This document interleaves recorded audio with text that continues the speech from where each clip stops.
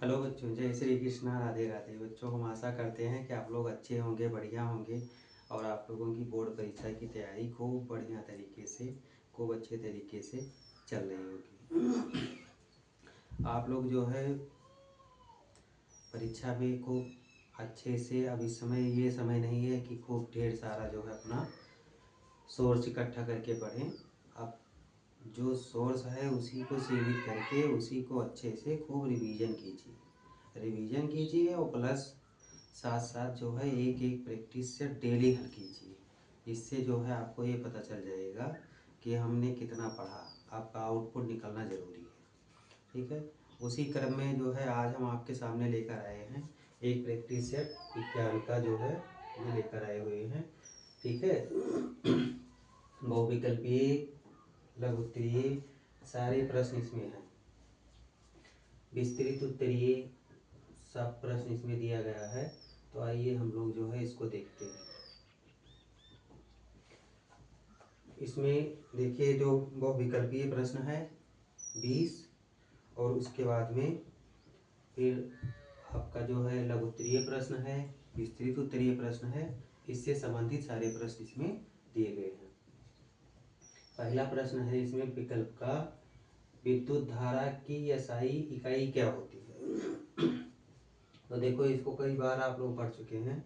जो विद्युत धारा है उसका एसआई मात्रक क्या होता है। तो वोल्ट नहीं होता, ओम नहीं होता, वाट नहीं होता, क्या होता है, एम्पियर होता है। फिर है कि ओम का नियम किसके बीच संबंध स्थापित करता है। जो ओम का नियम है वो किसके बीच में संबंध स्थापित करता है। तो देखो ओम का नियम है B बराबर आई आर, यानी B और आई के बीच में भी स्थापित करता है, आई और आर के बीच भी स्थापित करता है, बी और आर के बीच भी स्थापित करता है। अर्थात आपका विकल्प कौन सा सही हो जाएगा, सभी सही हो जाएगा, ठीक है। फिर उसके बाद में जो है 1 किलो वाट आवर किसके बराबर होता है। तो जो 1 किलो वाट होता है वो किसके बराबर होता है, 3.6 गुणे 10 के पावर 6 जूल के बराबर होता है। ना ये सही है, ना ये सही है, ना ये सही है, ठीक है। तो ये आपका जो है 3 विकल्प था। उसके बाद में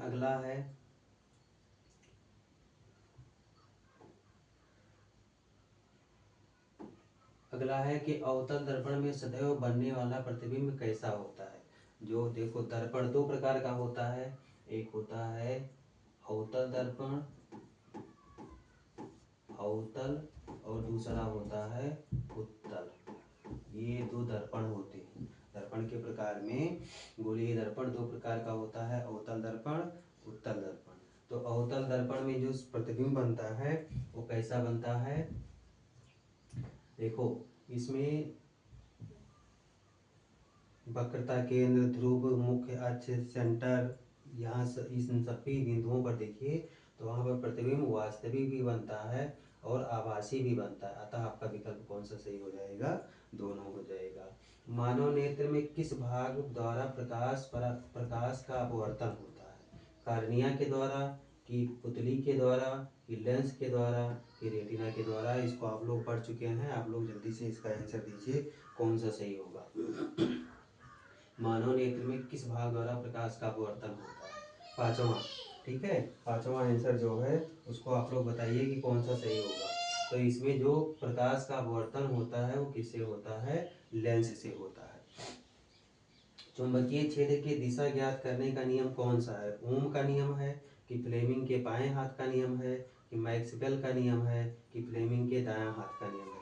जल्दी से आप लोग इसका आंसर बताइए कि कौन सा आंसर इसका जो है विकल्प नंबर कौन सा आपका सही होगा। छठवां का आंसर बताइए, ठीक है। तो देखो ओम का नियम नहीं है, मैक्सवेल का भी नियम नहीं है, फ्लेमिंग के दाएं हाथ का भी नियम नहीं है। कौन सा सही है, बी नंबर सही है, छठवां का बी सही है, ठीक है।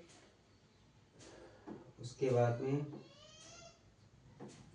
अगला है निकट दृष्टि दोष। को किससे ठीक किया जा सकता है? देखो, निकट दृष्टि दोष और दूर दृष्टि दोष, ये दो दोष तो और हैं। निकट दृष्टि दोष है, दूर दृष्टि दोष है, आबिंदुता है, जरा दूरदर्शिता है, ठीक है, मोतियाबिंद है। लेकिन जो इसमें दो दिया गया है, निकट दृष्टि दोष को किससे ठीक किया जा सकता है? उत्तल लेंस द्वारा, अवतल लेंस द्वारा, समतल दर्पण द्वारा, प्रिज्म द्वारा। तो प्रिज्म और समतल दर्पण तो पहले काट दीजिए, उत्तल लेंस और अवतल लेंस में आपको बताना है। तो सातवां का कौन सा सही होगा? एक चीज याद रखना कि दूर दृष्टि दोष, दूर दृष्टि दोष जो है, इसके लिए उत्तल और निकट के लिए हम किसका प्रयोग करते हैं? अवतल का। ठीक, दूर के लिए उत्तल लेंस और निकट के लिए अवतल लेंस का। तो इसका आंसर कौन सा सही हो जाएगा? बी वाला सही हो जाएगा।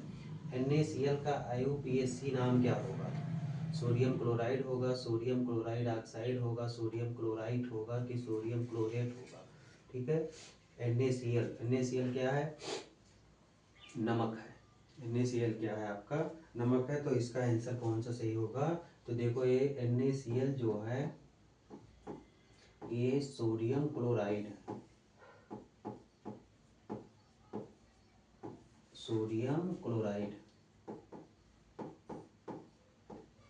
सोडियम क्लोराइड है। ठीक है, तो आपका आंसर कौन सा सही होगा? ए वाला सही होगा। ठीक, उसके बाद में निम्न में से कौन अम्ल है? NaOH अम्ल है कि KOH है कि HCl है कि CaOH2 है? ठीक है, अम्ल में आप लोग जानते हैं H2SO4, HCl, ठीक है, कई प्रकार के हैं। तो इसमें अब आप लोग देखो, उसमें बता भी दिए हैं कौन सा सही है। ठीक है, तो आपका सही आंसर कौन सा है? HCl, hydrochloric acid. ठीक है, उसके बाद में फिर अगले पर आ जाइए। 10 नंबर, धातु का उदाहरण है। धातु इसमें कौन सा है? सल्फर है, कार्बन है, ऑक्सीजन है, लोहा है। ठीक है, धातु कौन सा है? धातुएं ठोस होती हैं, ऊष्मा की सुचालक होती हैं, चमकदार होती हैं, आघातवर्धनीय होती हैं, ध्वनिक होती हैं। ये सारे गुण जिसमें पाए जाएंगे वो सब क्या कहलाएंगी? धातुएं कहलाएंगी। तो धातुओं के आंसर जो है, उदाहरण कौन सा सही होगा इसका? ठीक है, ना तो सल्फर धातु है, ना कार्बन धातु है, ना ऑक्सीजन धातु है। कौन सा है आपका? लोहा। जंग लगना किसका उदाहरण है? अपचयन का, ऑक्सीकरण का, उदासीनीकरण का या अपघटन का? ठीक है, जो जंग लगना, मोर्चा जिसको कहा जाता है अपनी भाषा में, ठीक है, लोकल लैंग्वेज में, तो इनमें से कौन सा उदाहरण है जंग का लगना? जंग लगना, आप लोग जल्दी से इसका आंसर बताइए कि जंग लगना इसका कौन सा उदाहरण होगा? अपचयन का, ऑक्सीकरण का कि उदासीनीकरण का कि अपघटन का? फटाफट बताइए इसका आंसर कौन सा सही होगा? 11 नंबर। तो देखो, ऑक्सीजन में, जो ऑक्सीजन गैस है, ऑक्सीजन में होती है नमी, और नमी के कारण उसमें क्या होने लगता है? संक्षारण होता है। क्या होता है? संक्षारण होता है, जिसको हम क्या कहते हैं? जंग कहते हैं। ठीक है, तो क्या किसका उदाहरण है? ऑक्सीकरण का उदाहरण है। साबुन किसकी अभिक्रिया से बनता है? अपघटन से, विस्थापन से, साबुनीकरण से या संयोजन से? ठीक है, साबुन जो है वो किसकी अभिक्रिया से बनता है? साबुन बनाने के लिए कौन सी अभिक्रिया की जाती है जिसमें साबुन बनता है? तो साबुन बनाने की विधि साबुनीकरण कहलाती है। तो आपका आंसर कौन सा सही होगा? सी सही होगा। उसके बाद में फिर अगले पे आ जाइए। 13 नंबर, पीएच का मान 7 से कम होने पर जो है, अगर पीएच का मान जो है 7 से कम है, ठीक है, तो क्या रखा जाएगा, क्या माना जाएगा?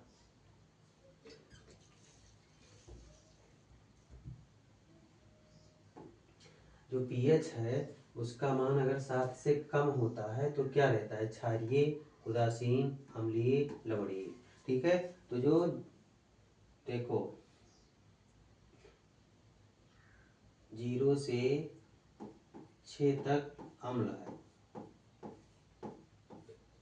7 आपका उदासीन है अर्थात जल, और 8 से 14 आपका क्षार है। इस चीज को याद रखना, ठीक है। तो 0 से pH का मान 7 से कम है तो क्या होगा, अम्लीय होगा।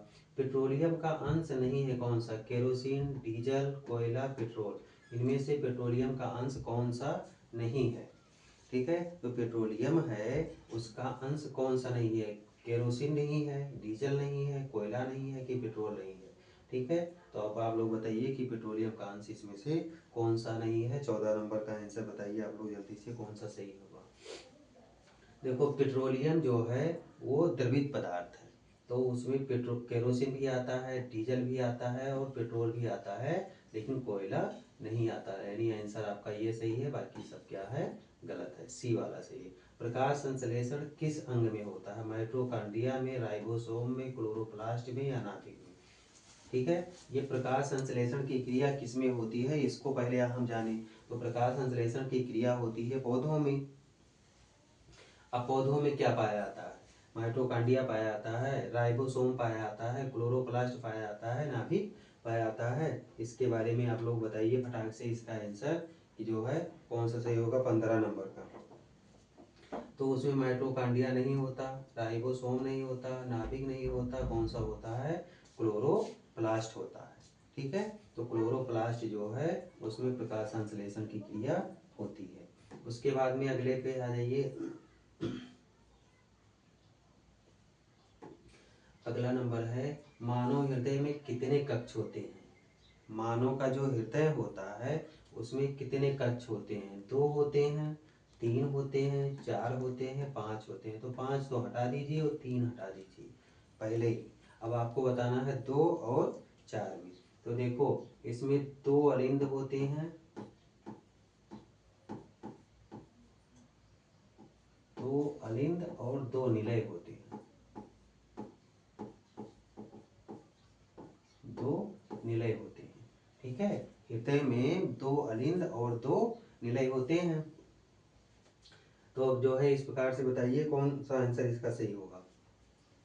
तो 2 ये और 2 ये टोटल कितने हो गए, 4। तो आपका आंसर कौन सा सही हो जाएगा, 4 सही होगा। डीएनए का पूरा नाम क्या है, पूर्ण नाम क्या है, डी ऑक्सी राइबो न्यूक्लिक अम्ल, यही वाला आपका सही है।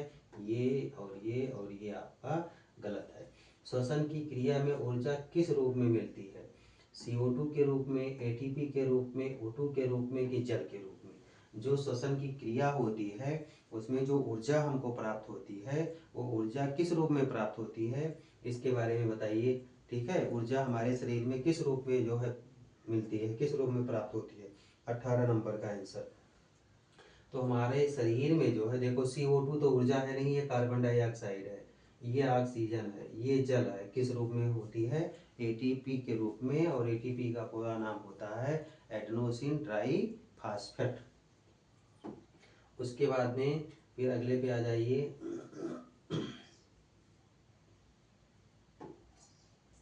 पौधों में जल का परिवहन किसके द्वारा होता है, फ्लोएम के द्वारा होता है कि जाइलम के द्वारा होता है कि पत्ती के द्वारा होता है कि तना के द्वारा होता है। इसको जो है आप लोग जानते होंगे, अगर नहीं जानते तो ऐसे समझिए कि फ्लोएम फल, जाइलम जल, ठीक है। तो जो पौधों में परिवहन होता है वो किसके द्वारा होता है, जाइलम के द्वारा होता है। फ्लोएम क्या करता है, इस ये भी खनिज लवण लेकर जाता है, खनिज पदार्थों का शोषण करता है, ठीक है। दोनों कार्य दोनों करते हैं। तो 19 नंबर का कौन सा सही होगा, बी सही होगा। जनसंख्या वृद्धि का मुख्य कारण क्या है, मृत्यु दर, जन्म दर, प्रवासन या भोजन। जो जनसंख्या वृद्धि है इसके बढ़ने का मुख्य कारण क्या है, 20वां और अंतिम क्वेश्चन आप लोग बताइए कौन सा होगा, ठीक है। तो मृत्यु दर कम हो गई है, जन्म दर क्या हो गया है, बढ़ गया है, इसलिए जनसंख्या वृद्धि का कारण है, ठीक है। जनसंख्या वृद्धि इसी कारण क्या हो रही है, बढ़ रही है बहुत ज़्यादा। उसके बाद में अब आ जाइए जो है अपने लघुत्तरीय प्रश्न पर। ओम का नियम क्या है, सबसे पहले आप लोग बताइए कि ओम का नियम क्या है, ठीक है। ओम का नियम इधर आप लोग देखते रहिए, ओम का नियम क्या है।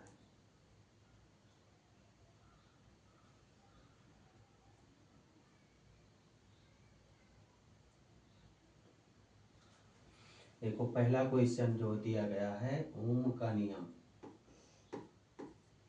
ओम का नियम,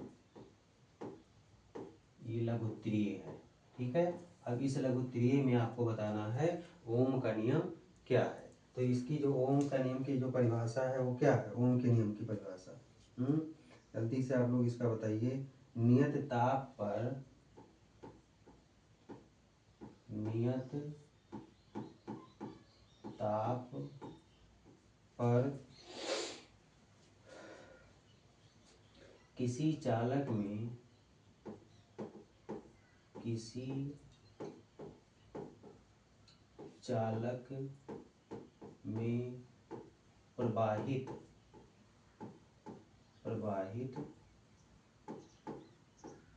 धारा, जो प्रवाहित धारा है उसके विभवांतर के समानुपाती होता है, उसकी विभवांतर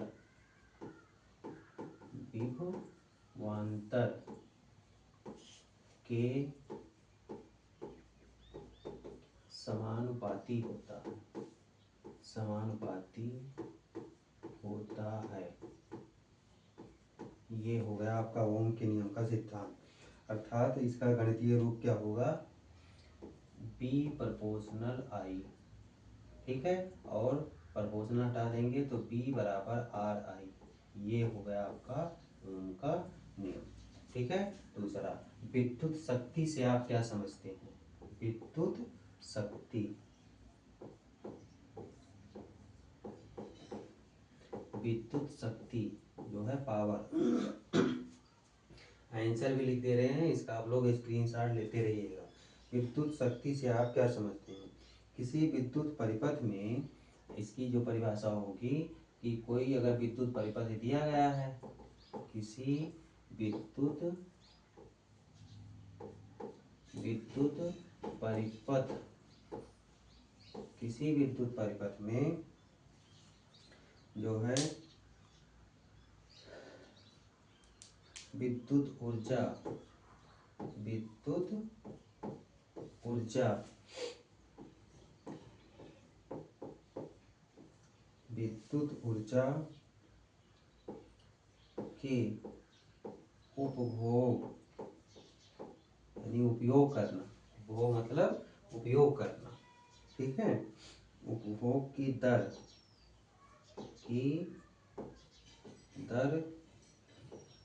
को विद्युत शक्ति कहते हैं, विद्युत शक्ति कहते हैं, शक्ति कहते हैं।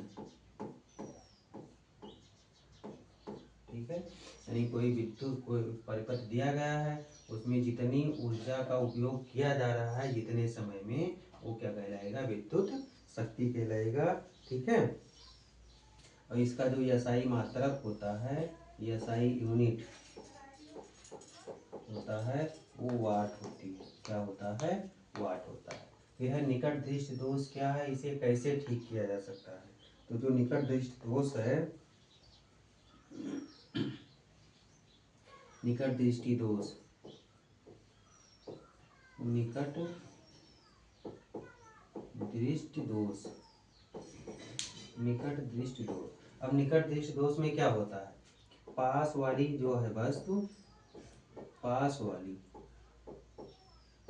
वाली वस्तु जो है दिखाई पड़ेगी, वस्तु दिखाई देती है, दिखाई देती है,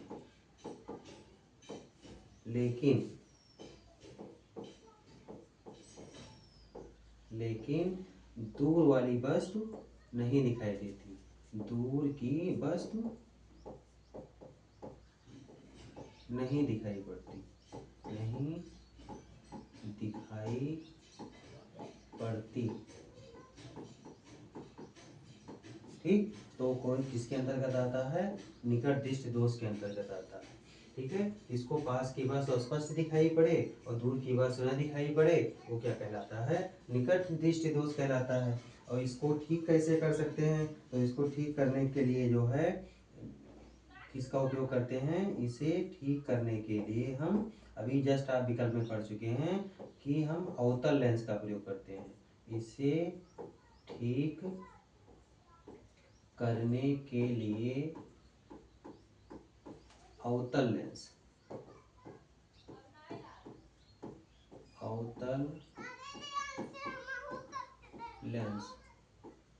का उपयोग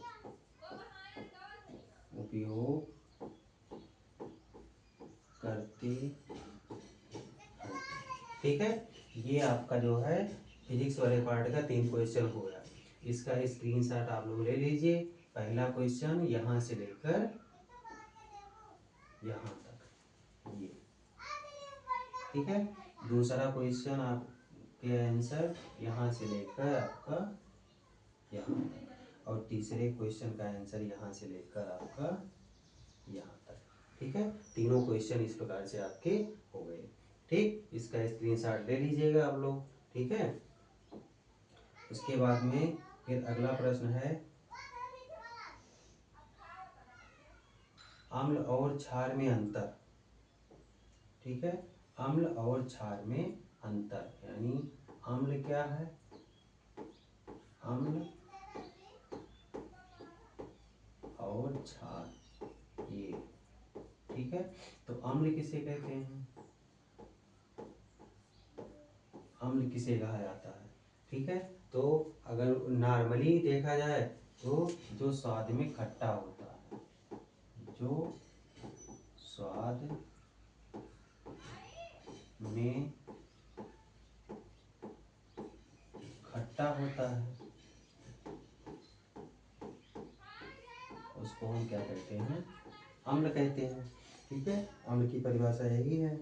ठीक है, और एक इसमें जो है आर्हेनियस सिद्धांत भी है। एक आर्हेनियस वैज्ञानिक हुए थे, उन्होंने सिद्धांत दिया था कि जो जल के साथ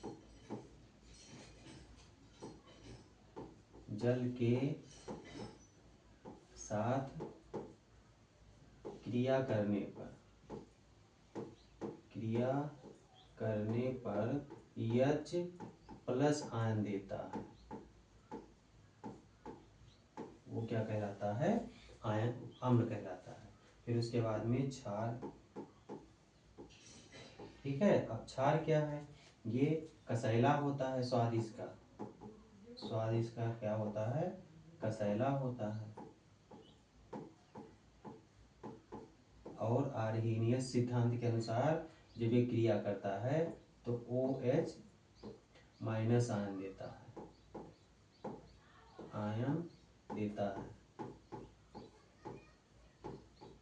तो क्या कहलाता है? क्षार कहलाता है। फिर है संक्षारण। क्या है संक्षारण? यानी जिसको हम कहते हैं जंग लगना। संक्षारण क्या है? जंग लगना।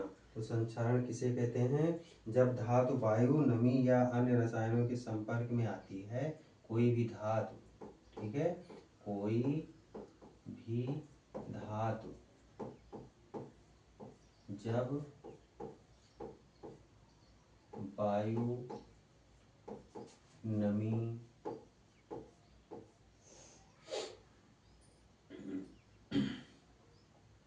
या अन्य रसायन के संपर्क में आती है तो वह धीरे धीरे नष्ट हो जाती है या होती है। ठीक है, हो जाती है, जिसे हम क्या कहते हैं? संक्षारण कहते हैं। जिसे हम क्या कहते हैं? संक्षारण कहते हैं या जंग लगना कहते हैं। संक्षारण कहते हैं।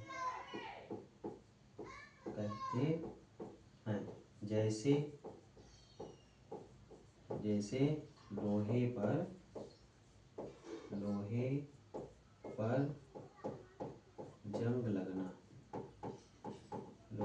जंग लगना।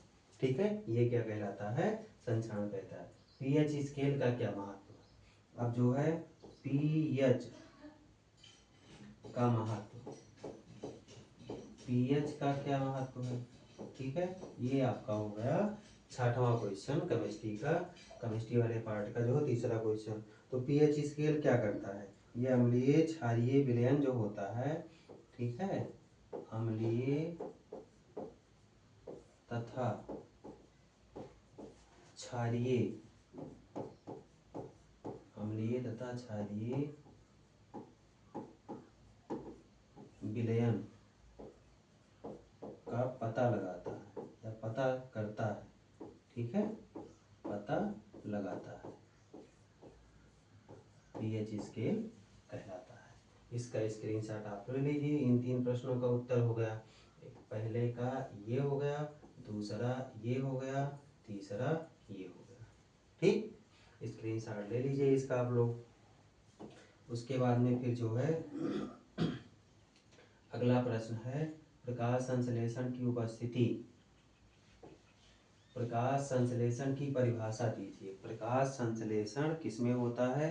पौधों में होता है। और उसकी हमें क्या लिखनी है? परिभाषा लिखनी है प्रकाश संश्लेषण की। प्रकाश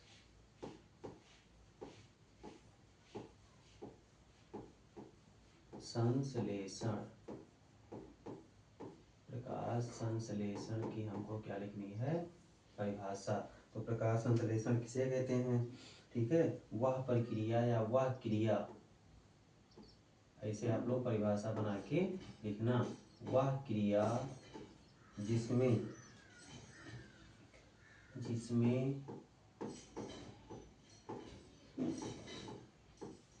हरे पेड़ पौधे, ठीक है, ये सिर्फ पौधों में होती है, तो हरे पेड़ पौधे, पेड़ पौधे, हरे जितने भी हरे पेड़ पौधे होते हैं, सूर्य के प्रकाश, सूर्य के प्रकाश की उपस्थिति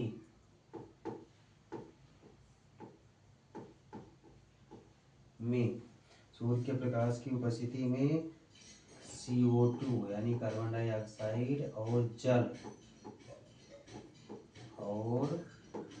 जल से भोजन बनाते हैं। ठीक है, जल से भोजन बनाते हैं, भोजन बनाते हैं, उसको हम क्या कहते हैं? प्रकाश संश्लेषण की क्रिया कहते हैं। ठीक है, फिर आता है, ये हो गया। ठीक है, अब ऐसे देखो, इसमें जल है, जल है प्लस CO2 है। अब ये क्रिया करेगा प्रकाश की ऊर्जा के रूप में, ठीक है, जो सूर्य का प्रकाश आएगा उसकी उपस्थिति में, ठीक है, तब ये बनाएगा भोजन। तो इस क्रिया को हम क्या कहेंगे? प्रकाश संश्लेषण कहेंगे। वो होता है मानव हृदय का कार्य, मानव हृदय का कार्य।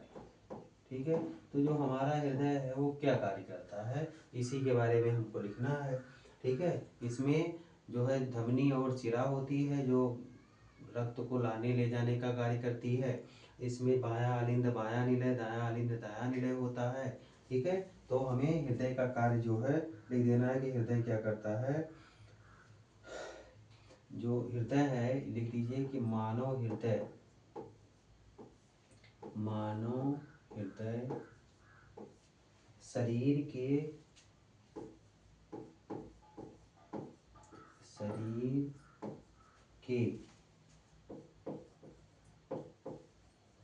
विभिन्न भागों, विभिन्न भागों में शुद्ध तथा अशुद्ध, देखो शुद्ध रक्त पहुंचाता है, अशुद्ध रक्त को क्या करता है? लाता है। शुद्ध तथा अशुद्ध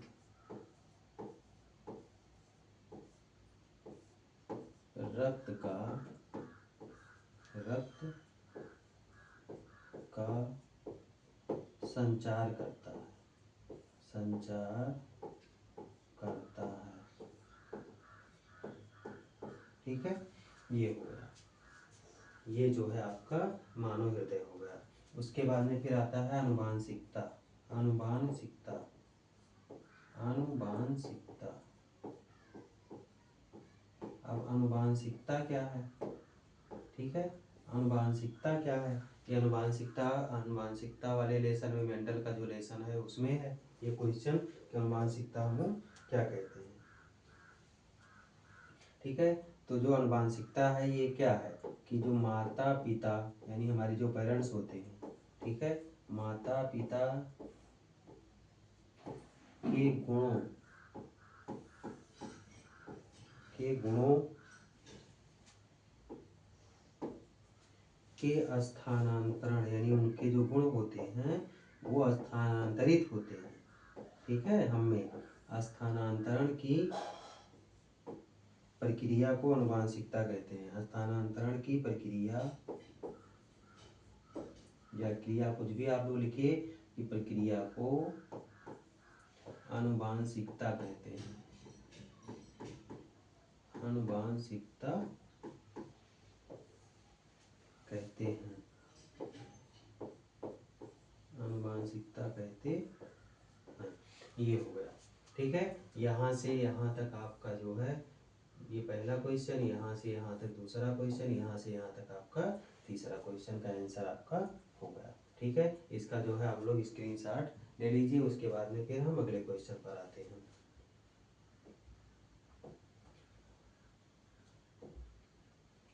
अगला प्रश्न जो है अब है आपका विस्तृत उत्तरीय।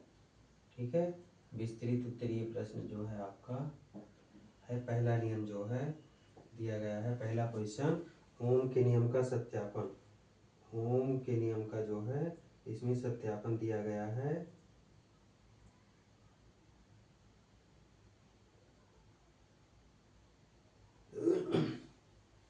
तो जो ओम का नियम है, ओम के नियम का सत्यापन, ठीक है, यानी डेरिवेशन आपका आ गया। ठीक है, डेरिवेशन आता है। ठीक है, डेरिवेशन करने के लिए आता है, न्यूमेरिकल भी आता है। तो अब इसमें आपका आ गया ओम के नियम का सत्यापन। ठीक है, तो अभी जस्ट आप पहले परिभाषा लिख चुके हैं, तो परिभाषा लिखने के लिए है ही नहीं। ठीक है, लिखो मत इसमें। ठीक है, मान लीजिए कि चालक में प्रवाहित धारा जो है, चालक में, यहाँ पे लिख दीजिए, माना चालक में प्रवाहित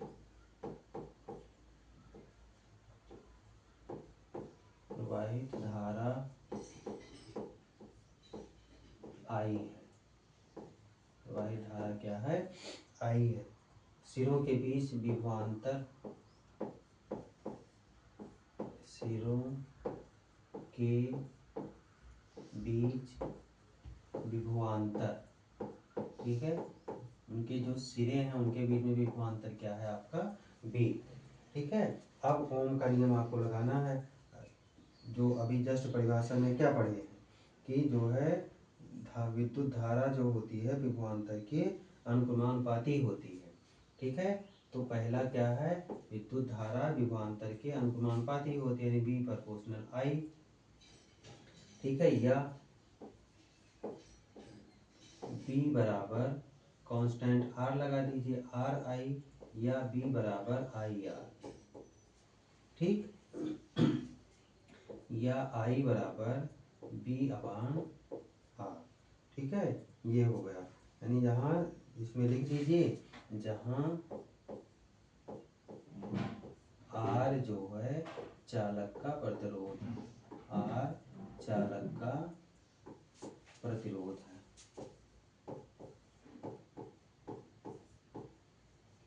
प्रतिरोध है। ठीक, ये हो गया आपका डेरिवेशन।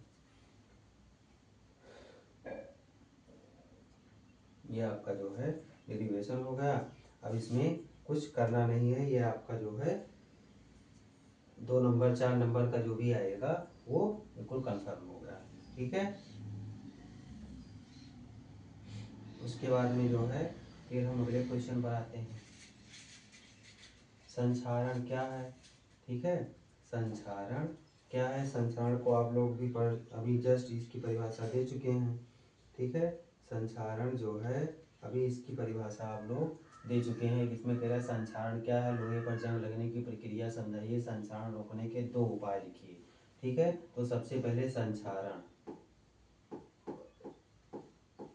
सबसे पहले आप लिखेंगे संचारण क्या है। ठीक है, तो वायु की उपस्थिति, वायु की उपस्थिति, नमी, अन्य रसायन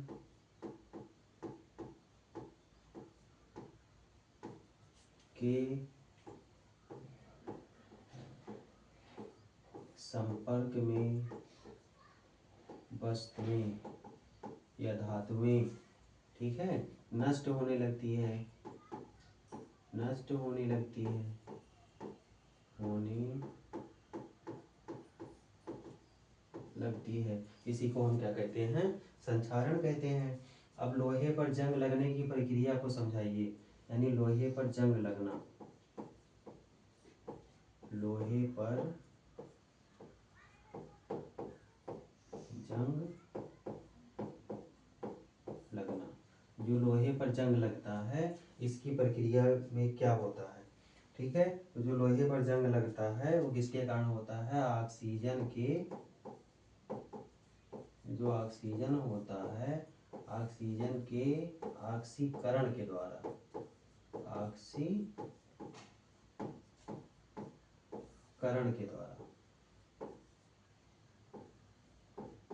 ऑक्सीजन का जो ऑक्सीकरण होता है उसके द्वारा होता है। और इसका सूत्र क्या होता है? Fe2O3, ठीक है, XH2O। ठीक, उसके बाद में इसको बचाने के लिए, रोकने के लिए उपाय, ठीक है, रोकने का उपाय, तो रोकने का उपाय आप क्या करेंगे? बिल्कुल छोटा सा आंसर रहता है। रोकने का उपाय आप क्या करेंगे? ग्रीस लगाएंगे, ग्रीस या तेल लगाकर, ठीक है, ग्रीस या तेल लगा देंगे, तेल लगाकर, और उसके बाद में गैल्वेनीकरण करके, यानी जिसको कहा जाता है गैल्वेनीकरण, अर्थात इसमें क्या किया जाता है कि जो जस्ता होता है उसकी परत चढ़ा दी जाती है, जस्ते की परत चढ़ा दी जाती है। ठीक, ये हो गया आपका इसका आंसर। ठीक है, इसका स्क्रीनशॉट ले लीजिए, फिर अगले क्वेश्चन पर आते हैं। अगला क्वेश्चन और लास्ट क्वेश्चन, मानव हृदय की जो है, मानव हृदय की संरचना का सचित्र वर्णन कीजिए। जो मानव हृदय है उसकी संरचना का आपको क्या करना है? सचित्र वर्णन करना है।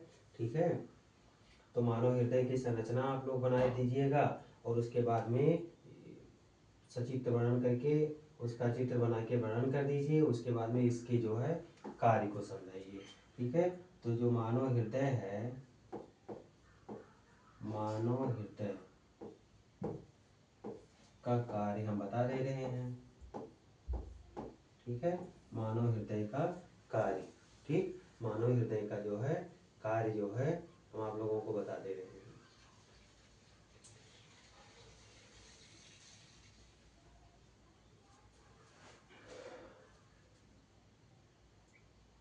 अब देखो इसमें 4 होता है, दाया अरिंद, दाया निलय, ठीक है, दाया बाया जो होता है, दाया और बाया अलिंद होता है,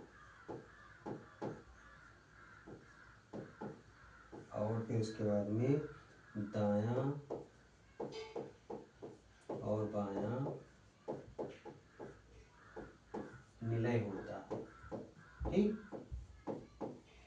यानी दो अलिंद दो निलय इसमें पाया जाता है। और दोनों का कार्य क्या होता है,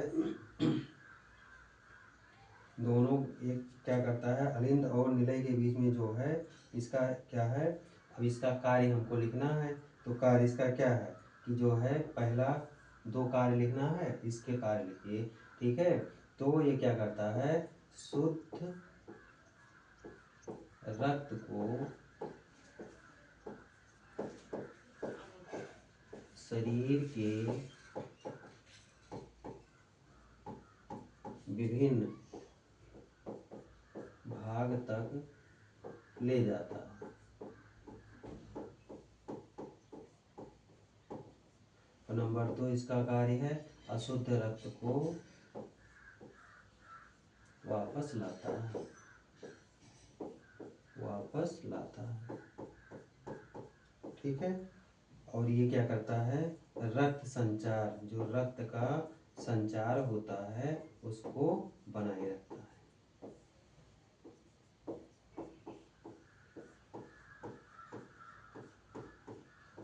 बनाए रखता है, ठीक है। तो ये जो है आपका पूरा एक प्रैक्टिस सेट था जो हमने हल करवाया, ठीक है। 70 नंबर का पेपर आता है, 70 नंबर में इसका स्क्रीनशॉट आप लोग ले लीजिएगा, ठीक है। 70 नंबर का प्रैक्टिस सेट था, 70 नंबर का आपका क्वेश्चन पेपर भी होता है, ठीक है। आप लोग मेहनत करते रहिए, सफलता आपको जरूर मिलेगी। अपना जो है सोच अच्छा रखिए, पॉजिटिव रखिए, ठीक है। क्योंकि कहा भी गया है, नियत जितनी अच्छी हो और मेहनत सच्ची हो तो कामयाबी जरूर मिलती है, ठीक है। नियत अच्छी हो और मेहनत सच्ची हो तो कामयाबी जरूर मिलती है, ठीक है। इसी के साथ साथ जो है फिर हम नेक्स्ट वीडियो में नेक्स्ट प्रैक्टिस सेट के साथ मिलेंगे। तब तक के लिए जय श्री कृष्णा, राधे राधे।